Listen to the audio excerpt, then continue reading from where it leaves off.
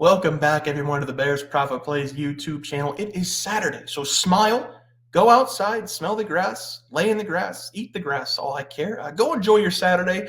It's going to be a beautiful day, hopefully, wherever you are in the world. Today will be the first day of the new picks and props with new graphics and basically new everything. We're going to have 3 best bets today, breaking down 2 games, and we've got a couple player props as well with new graphics. 5 total plays today. Make sure, though, before you watch the video, make sure you guys are dropping a like on this video. Make sure you're subscribing to the channel. Every person matters on our way to 12,000 subs. All right, guys, let's break down some ball. Let's get into this leaderboard for today. It is 0-0 around because I'm recording extra early. If you can tell, it looks like I ate the sun going golfing this morning. Shot an 11 under, looking for 10 under. So we win, I don't think we won anything for the flights, but 11 under, not too bad for a 4-man scramble. Also wearing the red shirt today. Doesn't really match with my sunburn on my face, but I do look like the sun kind of. I have 3 plays for today. I had the Washington Nationals plus 1.5, and I also had the Atlanta Braves on the first 5 minus half in the tightrope game.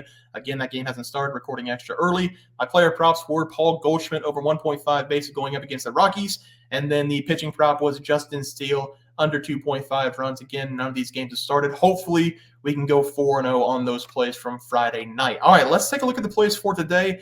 Remember, it's going to be a new look, a new feel to how I give out game picks and prop picks. This is how it's going to look, hopefully, for the rest of the time until I retire at the right age of 38. After this channel explodes, we make so many memories.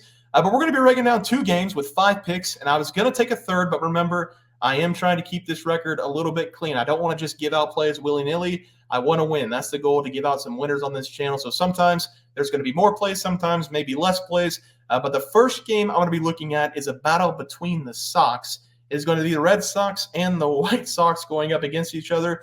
This is going to be my best play of the day. You're going to see it at the end with the graphic. It's a lot easier for you guys to just see it rather than me try to explain it. So at the end, watch for that graphic. But this is going to be the best bet today. I'm taking the Red Sox here, minus 1.5 on the run line as a play. We have Brian Bayo on the mound for the Boston Red Sox. I really thought that Brian was going to make a turnaround this season to be one of the best pitchers in baseball, because last season he had a winning record and really he was really good. The only problem was he gave up too many home runs. This season, it hasn't gotten a lot better. Coming in with a 4.36 ERA, he's given up 8 home runs in 10 games. But I will say over the last 3 games at least, he has not given up a home run. I think that's the #1 goal he needs to be looking to accomplish this season, is to try to limit the home runs. You can go out there, you can pitch 5+ innings of perfect baseball, then you walk somebody, then you allow a single, and then the entire day it's ruined because you had one bad pitch giving up a 3-run home run.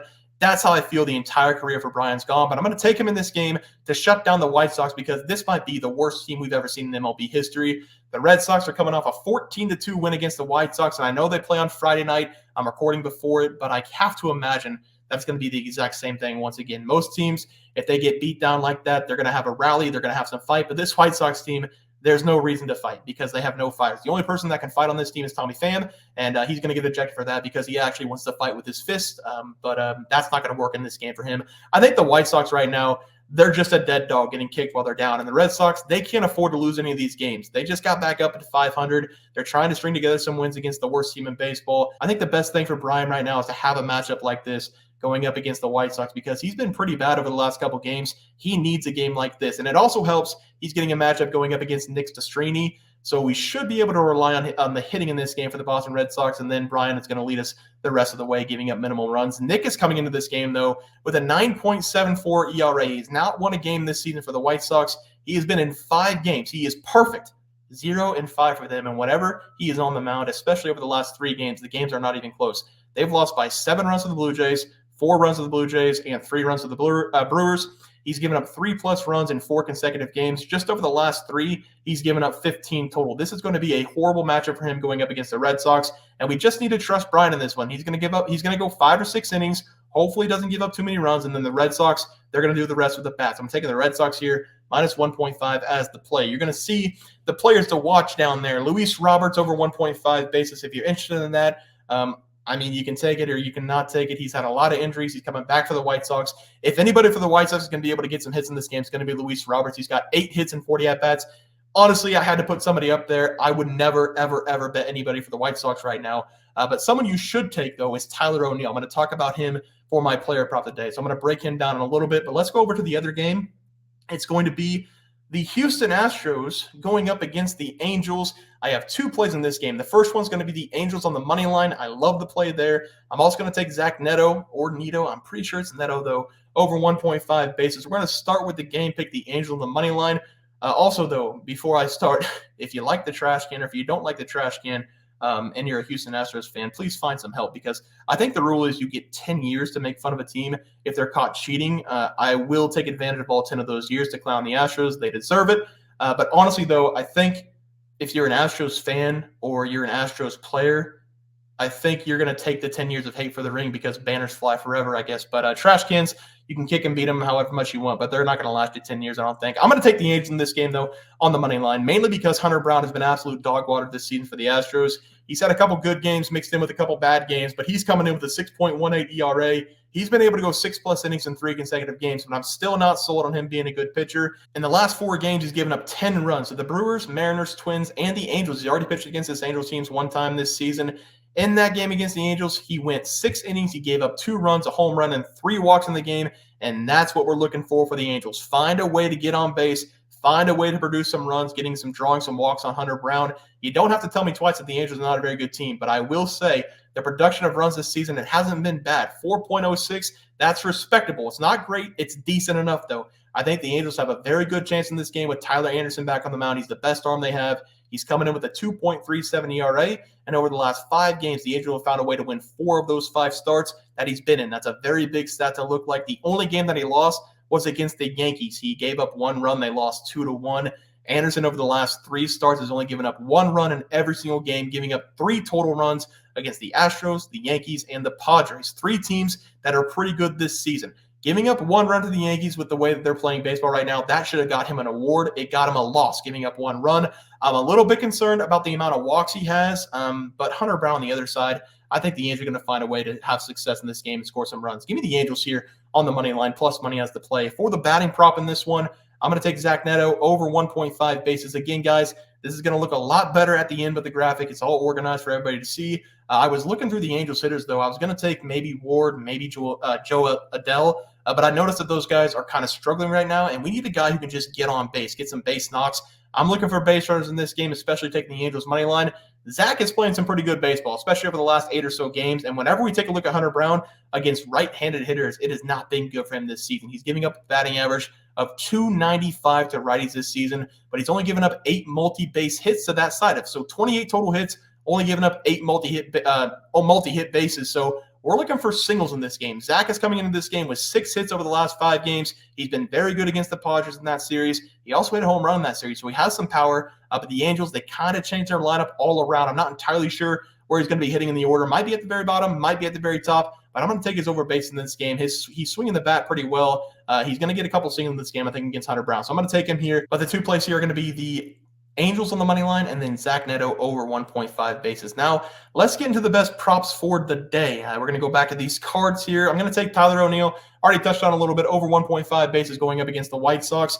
Tyler O'Neill is going to dominate the White Sox in this game, not just because he got a ton of power, but because the wind is flowing out 10 miles per hour to straight left field. This guy is the most jacked guy in the MLB. He doesn't need extra help, but he's going to take it in this one as a straight pole hitter. He's going to get a little help from the environment, and he's going to go against Nick Zastrini, who's going to be pitching him in this game. I've already talked about Nick a little bit on the breakdown side of the game pick, but he's coming into this game with a 9.74 ERA. He has not won a game yet for the White Sox. Over the last 3 games, he's given up 15 runs on 13 hits, and he's given up 4 home runs. He's going to give up a moonshot to Tyler O'Neill in this game.